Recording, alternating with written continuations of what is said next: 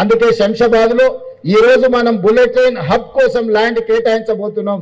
నగరం నుంచి మెట్రో రైలు అక్కడికి తీసుకురాబోతున్నాం.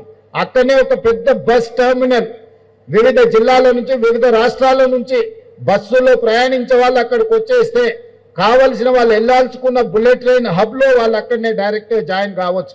నగరంలో నుంచి ఎవరు వచ్చినా మెట్రోలో అక్కడికి వచ్చే విధంగా ఈరోజు ఎయిర్పోర్ట్ పక్కల్లోనే తొందరలోనే పెద్ద ఎత్తున బుల్లెట్ ట్రైన్ల కోసము, మెట్రో రైలు కోసము, అదే విధంగా ఒక పెద్ద బస్ టెర్మినల్ని ఈరోజు ఈ ప్రాంతంలో మనం తెచ్చుకోబోతున్నాం.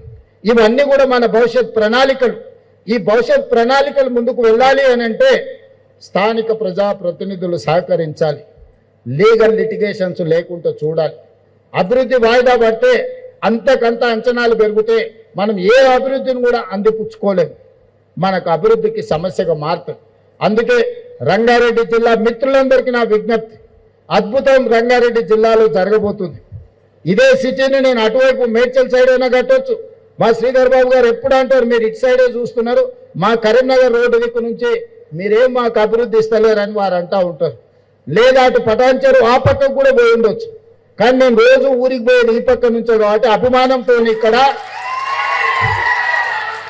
ఈడ మీకు కాలుష్యకారమైన ఫార్మా ఇండస్ట్రీస్ పెడతా అంటే మీ జీవితాలలో